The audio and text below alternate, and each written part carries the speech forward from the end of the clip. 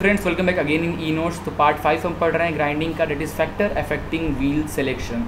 जब आप किसी व्हील को सेलेक्ट करते हो तो क्या क्या फैक्टर आप रख के सेलेक्ट करते हो वो सब। ओके, तो आप अगर कोई आप मार्केट में ख़रीदने गए ग्राइंडिंग व्हील, ठीक है, तो आप कौन कौन से प्रिंसिपल, कौन कौन से फैक्टर को ध्यान में रखते हुए आप व्हील खरीदेंगे, तो वो 5-6 हैं। सबसे पहले तो आपको the material to be ground and its hardness. आपका जो मटेरियल है, जो वर्क पीस हैं, वो हार्ड हैं तो उसके लिए जो एब्रेसिव यूज़ करेंगे वो aluminium oxide for steel and steel alloy. मतलब स्टील और स्टील एलॉय टाइप का अगर आपका वर्क पीस है तो उसके लिए जो एब्रेसिव होगा वो एल्युमिनियम ऑक्साइड, ठीक है। हार्ड एल्युमिनियम ऑक्साइड किस टाइप का है देखते हैं। एल्युमिनियम ऑक्साइड हमारा ग्रिड साइज बहुत ज़्यादा होता है, ग्रिड जो ग्रेन के साइज़ होते हैं वो बड़े होते हैं तो ज़्यादा अमाउंट में वो निकालता है मटेरियल, ठीक है।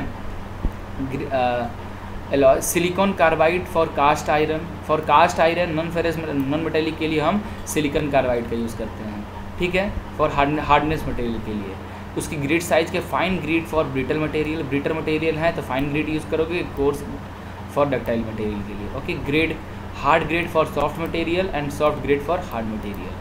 ओके, अगला है the amount of stock to be removed and the finish required. मतलब कितने अमाउंट में आप अपने कितने कम टाइम में ज़्यादा से ज़्यादा अमाउंट में आप अपने मेटल को रिमूव कर सकें वर्कशीट में, उसके हिसाब से ग्रिड साइज जो होना चाहिए कोर्स ग्रिड यूज़ करेंगे अगर ज़्यादा अमाउंट में निकालना। For rapid stock removal as in roughness grinding and the fine grid for high finishing. ज़्यादा फिनिशिंग चाहिए तो आप फाइन ग्रिड यूज़ करेंगे। और कोर्स ग्रिड किसके लिए यूज़ करते हैं, रैपिड स्टॉक रिमूवल मतलब ज़्यादा तेज़ी से मेटल को रिमूव करना from the work piece. Bond किस टाइप की होगी, वेट्रीफाइड फॉर प्रिसिशन कटिंग के लिए होगा और resinoid and rubber for high speed cutting के लिए। ओके, वेट और ड्राई, अगर आपका वर्क पीस वेट है या ड्राई है इन दैट केस जो ग्रेड होगा wet grinding as a rule permits use of wheel at least 1 grade harder than that of dry grinding without danger of burning the work. अगला हमारा the wheel speed. आपको wheel जो आपका wheel है उसकी speed भी ध्यान देना होगा। तो bond standard vitrified wheel are not exceeding 2000 minute पर।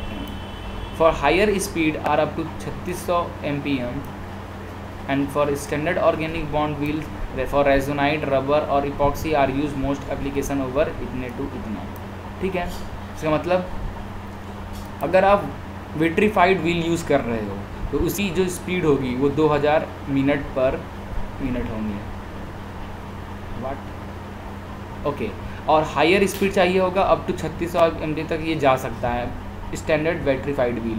But in case of resinoid rubber और epoxy wheel we have use 2000 to 6000 MPM। Okay, now the contact area of grinding. Now the contact area of grinding, coarse grit for large contact area. अगर ज़्यादा ही contact मतलब आप ज़्यादा जो feeding हो, ज़्यादा तेज़ी से फीडिंग करेंगे मीन्स कॉन्टैक्ट एरिया बढ़ेगा, तो कोर्स ग्रिड यूज़ करते हैं for large contact area. Course grid का लार्ज कॉन्टैक्ट एरिया से क्या रिलेशन, कोर्स ग्रिड है मतलब ग्रिड की साइज, ग्रेन जो है पार्टिकल्स की साइज बड़ी है, पार्टिकल की साइज बड़ी है तो ज़्यादा क्रॉस सेक्शन एरिया कवर करेगा। Okay, fine grid for small contact area. Okay, now grade the smaller contact area the harder wheel. जितना कम इस आपका कॉन्टैक्ट एरिया होगा आपकी व्हील उतनी हार्ड होगी। क्यों? क्योंकि छोटे छोटे पार्टिकल्स होंगे तो उनको उनको बॉन्डिंग करने में भी ज़्यादा बॉन्ड मटेरियल लगेगा, तो वो उनके बीच में स्पेस भी बहुत कम होंगे छोटे छोटे पार्टिकल्स के बीच में, तो वो ज़्यादा हार्ड होता है एज़ कम्पेयर टू आपका कोर्स। ओके।